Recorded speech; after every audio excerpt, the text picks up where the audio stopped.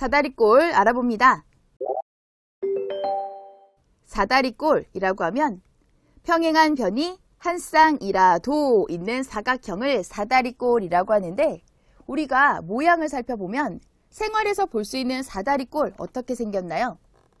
우리가 위쪽으로 올라가거나 내려오게 할 수 있는 도구, 바로 사다리를 생각해 보면 발을 딛는 곳이 이렇게 평행하게 생겼습니다. 만약에 삐뚤빼뚤 생겼다면 잘 올라가거나 내려갈 수가 없겠죠. 그래서 여기 양쪽 부분은 평행하지 않더라도 발을 딛는 부분은 어때요? 평행해야 합니다. 그래서 평행한 변이 한 쌍이라도 있는 사각형을 사다리꼴이라고 하는 거죠. 그럼 여기 그림처럼 평행한 이러한 사각형, 또 이렇게 평행한 부분이 있어요. 자, 여기 마지막에 있는 그림은 평행한 변이 두 쌍이 있는데요. 이렇게 있어도 한 쌍이라도 있는 사각형이기 때문에 이런 사다리꼴이라고 이야기할 수 있는 겁니다. 사다리꼴에 대해서 알아봤어요. 사다리꼴을 그려봅니다. 모눈이 있어요. 사다리꼴은 평행한 변이 한 쌍이라도 있으면 되기 때문에 한 쌍이라도 있도록 사각형을 그려봅니다. 여기에서 중요한 부분은 모눈이 있으니까 이렇게 평행하게끔 사다리꼴을 그려볼 수 있고요. 여기에서는 평행한 부분이 이렇게 한 쌍, 또 여기에서 두 쌍이 나오는데요. 한 쌍이라도 있으면 되니까 사다리꼴 그릴 수 있고요. 여기에서는 이렇게 한 쌍이 있게끔 사각형을 그려봤어요. 사다리꼴 직접 잘 그려보세요. 확인 1번이에요. 도형을 보고 물음에 답하세요. 가나, 다, 라 4개의 사각형이 있습니다. 평행한 변이 있는 사각형을 모두 찾아 기호를 써보세요. 모눈이 있으니까 평행한 부분을 잘 찾을 수 있습니다. 가는 이렇게 평행한 변이 있어요. 나도 평행한 변이 한 쌍, 두 쌍 있어요. 다는 평행한 변이 없습니다. 라는 평행한 변이 한 쌍 있어요. 그래서 답으로 가, 나, 라를 써주세요. 다음이에요. 사다리꼴을 모두 찾아 기호를 써보세요. 사다리꼴, 이것은 평행한 변이 한 쌍이라도 있는 사각형이죠. 그럼 위에 1번에서 평행한 변이 있는 사각형을 모두 찾았으니까 가, 나, 라 모두 사다리꼴이 될 수 있어요. 가, 나, 라 답으로 써주세요. 확인 2번이에요. 주어진 선분을 두 변으로 하는 사다리꼴을 완성해 보세요. 주어진 선분이 두 변이라고 했기 때문에 여기에서 길이를 더 연장하지는 않습니다. 사다리꼴을 완성해보자. 그럼 나머지 두 변을 그리는데 주어진 선분 여기에서 한 쌍이 평행이 되게끔 만들어 줄 거예요. 모눈을 잘 이용해 본다면 선생님은 여기에서 이 부분 이것과 평행하게 이렇게 만들어 보고요. 그 다음에 나머지 한 변도 그려볼게요. 이렇게 해서 사다리꼴을 완성해 봤어요. 이건 선생님이 그린 예니까 참고하시면 되겠어요.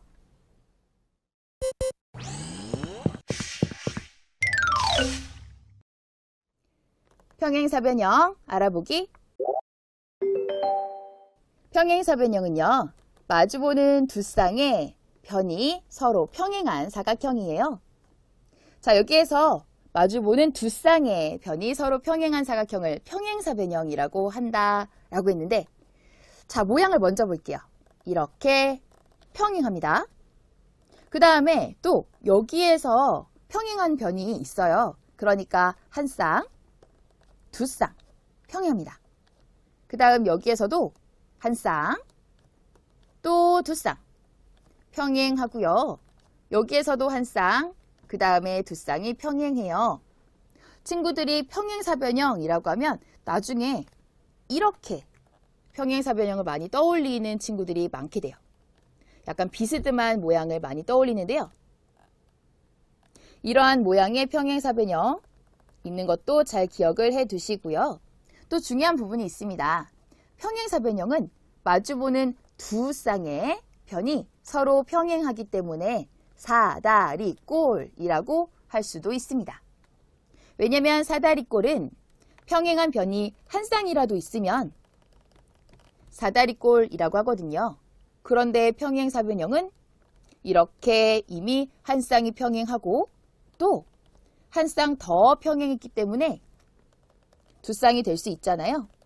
한 쌍 평행하고 그리고 거기에 또 한 쌍이 더 평행했으니까 사다리꼴이라고 할 수 있는 거죠. 이 내용을 잘 기억해 두세요. 그래서 평행사변형은 사다리꼴이라고 할 수 있습니다. 예를 들어서 볼게요.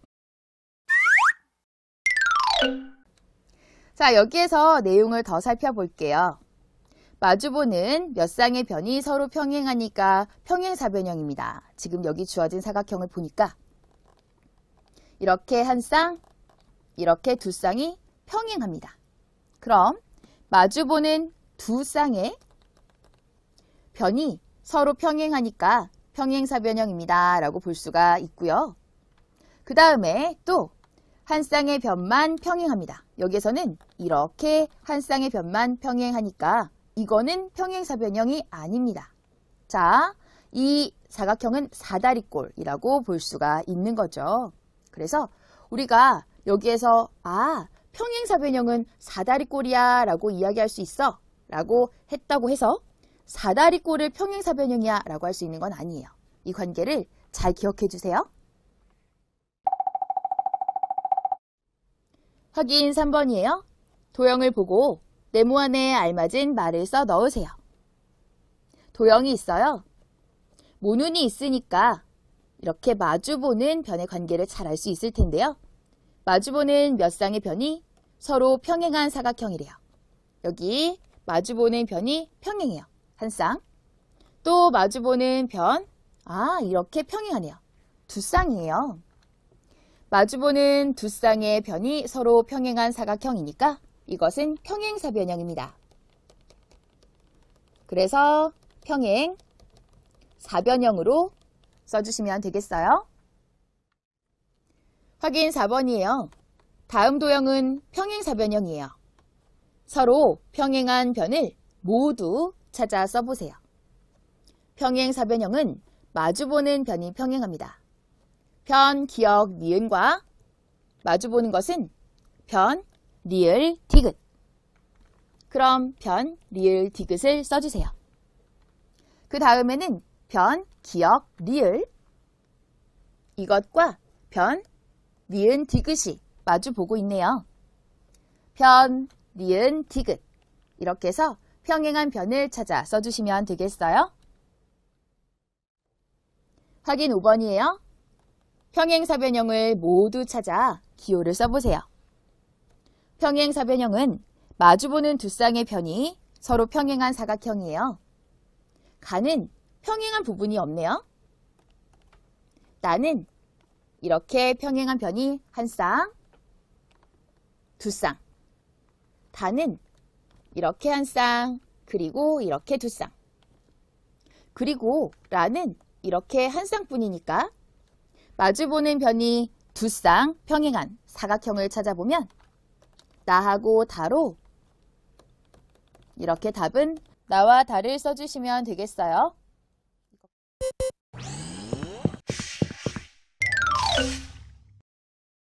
평행사변형의 성질이에요.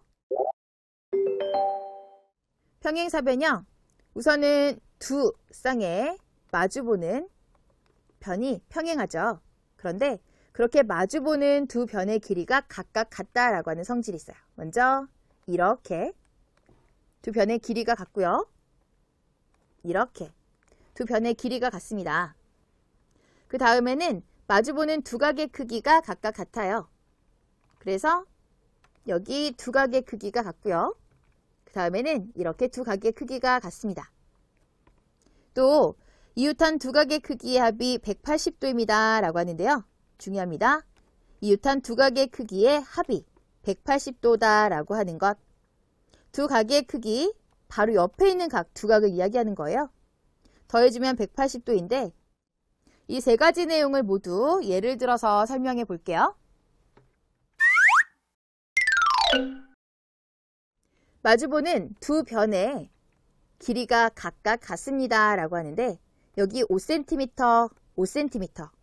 마주보는 두 변의 길이가 같은 것으로 볼 수 있고요. 6cm와 마주보는 이 변의 길이는 똑같이 6cm로 네모 안에는 6을 써볼 수가 있겠죠. 그 다음에 각에 대해서 이야기를 해봅니다. 마주보는 두 각의 크기가 각각 같습니다. 그럼 65도, 여기 마주보는 각도 65도, 여기는 115도예요. 그래서 마주보는 각도 똑같이 115도죠. 사각형은요, 네 각을 모두 더해서 360도가 돼요. 자, 그렇다면 여기에서 네 각을 모두 더해서 360도가 되는 것을 이용해 본다면 이렇게 두 각을 더해서 180도라는 것도 확인할 수 있어요. 왜냐하면 평행사변형은 마주보는 두 각의 크기가 똑같기 때문이죠. 그렇게 해서 세 번째 내용을 연결해 볼 수가 있어요. 이웃한 두 각의 크기의 합이 180도입니다. 마주보는 두 각의 크기가 각각 같죠.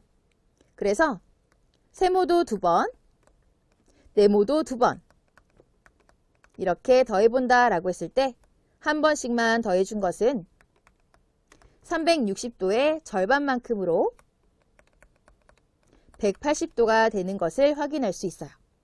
그래서 이웃한 두 각의 크기 합은 180도로 여기 예를 들어서 보면 105도와 이웃한 각 이것을 더해보면 180도가 되니까 네모는 180도에서 105도를 빼서 75도가 돼요. 그래서 75를 써줄 수가 있어요. 성질을 잘 기억하세요. 평행사변형 그려봅니다. 모눈이 있을 때는 더욱 쉽게 그릴 수가 있어요. 마주보는 두 쌍의 변이 서로 평행하도록 사각형을 그립니다. 먼저 모눈에서 이렇게 두 칸을 그려본다면 평행하게끔 두 칸을 똑같이 그려주세요. 그리고 나서는 이렇게 끝점을 잘 이어보면 평행하게끔 그려줄 수 있어요. 자, 그리고 여기서 세 칸, 여기서 세 칸을 그린다면 나머지 점들도 잘 이어서 평행한 나머지 두 변을 그려낼 수가 있죠. 그 다음에 여기에서는 약간 비스듬하게 그려준다라고 한다면 거기서 평행하게 그려준다라고 하는 것, 이것은 방법을 찾아서 한번 생각을 해볼게요. 약간 비스듬하게 그렸을 때는 자, 모눈이 어떻게 움직였는지를 볼게요. 여기에서 오른쪽으로 두 칸, 그리고 위쪽으로 두 칸만큼 움직인 것처럼 여기서도 오른쪽으로 두 칸, 위쪽으로 두 칸만큼 움직여서 똑같이 그린다면 평행한 두 변을 그려낼 수가 있어요.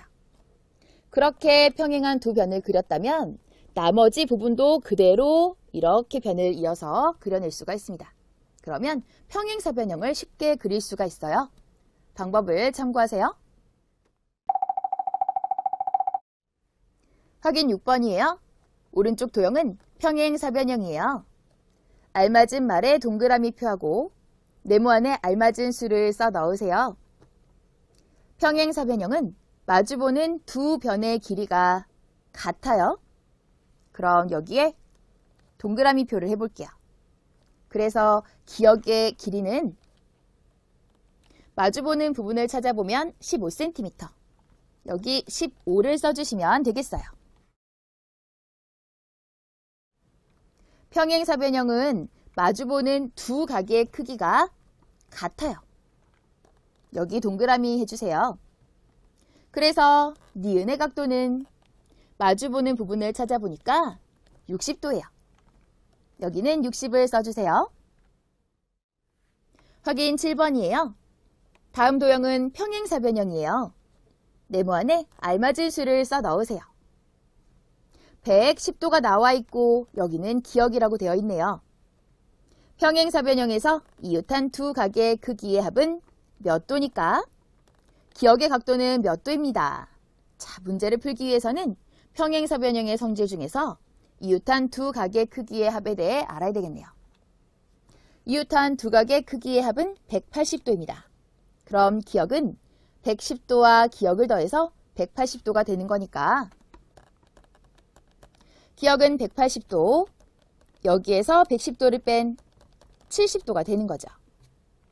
그래서 기역 70도가 되겠어요.